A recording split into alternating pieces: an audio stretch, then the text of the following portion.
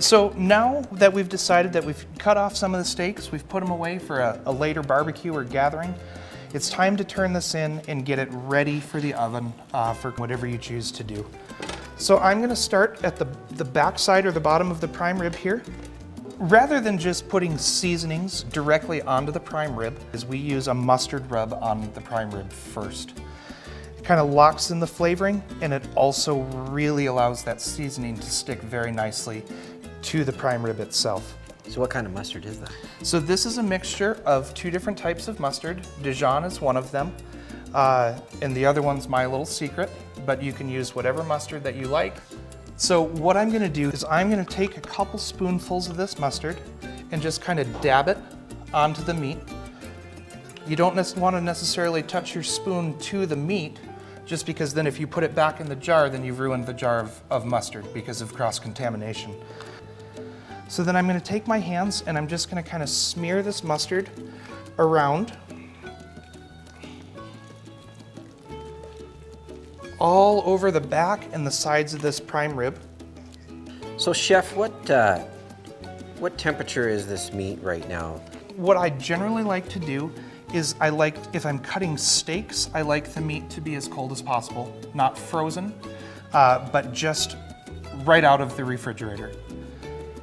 As far as the prime rib, I definitely like to get this to room temperature before we season it and roast it. It just helps with the cooking time on that. So we have our seasoning here. You can use whatever seasoning you decide or what that you'd like.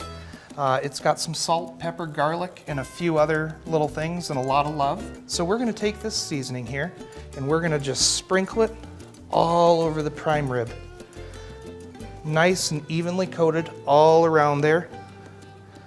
Take a little bit and kind of pat it onto the sides so it seasons that well. And then we're gonna flip this roast right over and we're gonna do the exact same thing.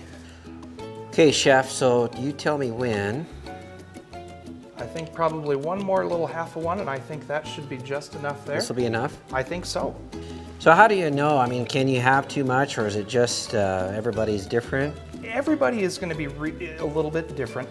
I prefer not to have a huge bark on the prime rib, which is what develops if you put too much mustard and too much seasoning.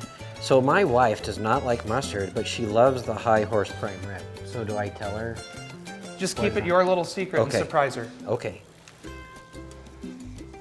Okay. And go ahead and you can be quite liberal with the amount of seasoning. Okay. And this is a secret sauce as well? It is. That's the High Horse signature seasoning that we put on all of our prime ribs. So now that we have this fully seasoned, it's going to be time to put it in our roasting pan. So if you would just pick that up there right from the sides. We're going to put it rib side down where we trimmed off those little knobs on the back. But rib side down, why would we do that? So we're going to set it rib side down so that way the fat cap that we did leave on the top is going to hydrate the meat as it cooks, and it's going to drip into that prime rib. If you have a baking rack, you can most certainly put it underneath there before you set the prime rib down, and that allows a little bit more air to get underneath it while it's cooking, and it cooks it a little bit more evenly for you. Do we have to ever turn it?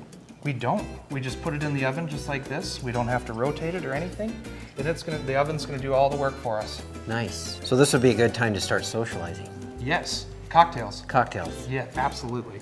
For more Cowboy in the Kitchen, visit montanabeefcouncil.org.